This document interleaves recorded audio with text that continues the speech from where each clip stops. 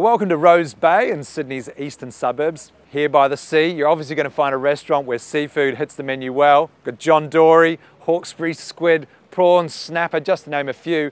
We're here to meet Judy and Michael, who've been running Catalina since 1994. Let's take a look. So if I'm a guest and I'm coming to Catalina, tell me, what am I going to expect in terms of service on the floor? Unobtrusive perfection. Wow.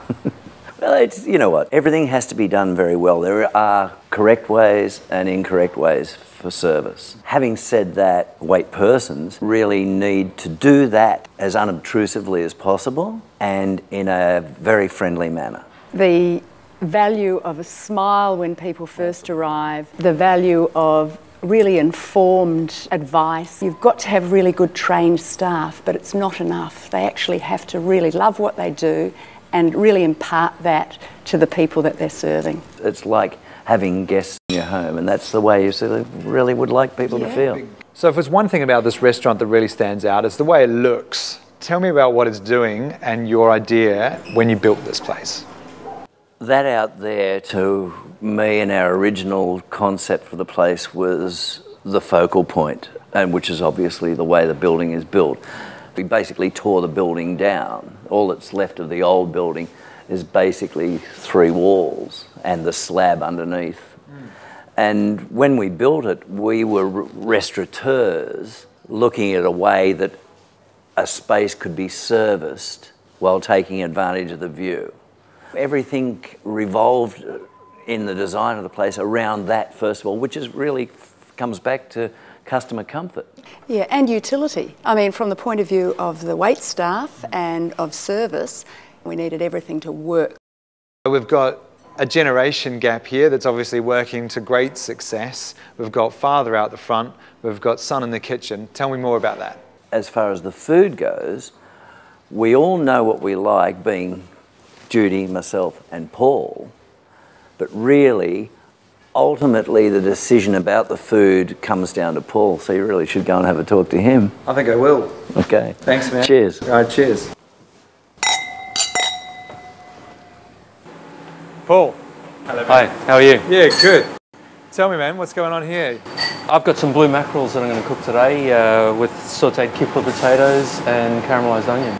Okay, these are quite an oily fish. Yeah. Very good for you. Similar sort of flesh to a sardine. I'm just going to score these just so I can get a nice even cook in the fish and I can get my flavours through there. So tell me, mate, what's your philosophy behind your food? We really love our seafood. I guess the philosophy here would be the simplicity, to really let the primary ingredients speak for themselves. Big emphasis on seasonality, starting to get a little bit more interested in sustainability, using our lesser known seafoods. Yeah, cool. So not over harvesting the fish stocks. That's right. Oh, that's a good idea. Once the pan's nice and hot, we'll put them in the pan, get the colouring.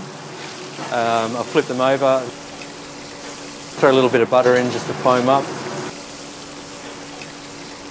Yeah. Baste them, and then finish with a squeeze of lemon juice just to give a nice gloss to the fish, a nice sort of glaze. Just got my onion, I'll put down just to form a bed on the plate. Potatoes, about 5 pieces. So our finish, blue mackerel. And just a touch of rocket salad. So that's fabulous. Well done. So here it is, blue mackerel with a herb butter on some caramelised onions with potatoes and a little rocket salad. This looks fantastic.